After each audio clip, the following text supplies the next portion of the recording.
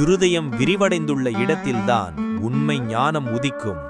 அந்த உண்மை ஞானம்தான் நம்பிக்கை. அடக்கப்பட்ட மனமும் அறவழியில் செல்லும் மனமும் நமக்கு பாதுகாப்பை அளித்திடும்.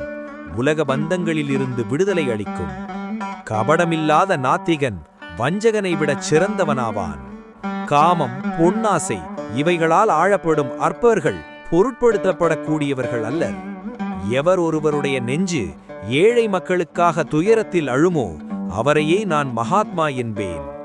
அன்பு நெறியில் சென்று உலகம் உய்வடைந்திட வழிகளை கூறும் முறை மதம் எனப்படும். கோழைகளே பாவ காரியங்களை புரிந்திடுவர்.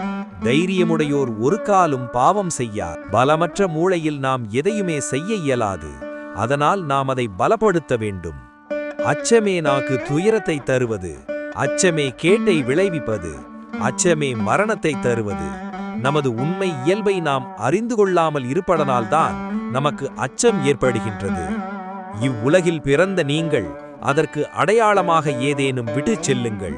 இல்லையேல் உங்களுக்கும் மரங்கள் கற்களுக்கும் வேறுபாடு இல்லாமல் போய்விடும். முதலில் வேலைக்காரனாய் இருக்க கற்றுக்கொண்டால் எஜமானாகும் தகுதி பின்னர் தானாகவே வரும். அன்புடையவனே வாழ்பவன், சுயநலமுடையவனோ செத்துக் கொண்டிருக்கின்றான் என்றே பொருள். சேர்ந்து வாழ்தலே சிறந்த வலிமையாகும். எந்த வேலையாக இருந்தாலும் அதை தன் விருப்பத்திற்கு ஏற்றதாக மாற்றுபவனே அறிவாளியாவான். தன்னை அடக்க பழகிக்கொண்டவன் வேறு எதற்கும் சிக்க மாட்டான். அத்தகைய தகுதி உள்ளவனே உலகில் நன்றாக வாழ தகுதி உள்ளவன். பலமே வாழ்வு, பலவீனமே மரணம். தூய்மை, பொறுமை, விடாமுயற்சி இவை மூன்றும் வெற்றிக்கு இன்றியமையாதவையாகும்.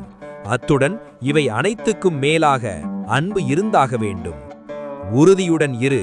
அதற்கு மேலாக தூய்மையானவனாகவும் முழு அளவில் சிரத்தையுள்ளவனாகவும் இரு.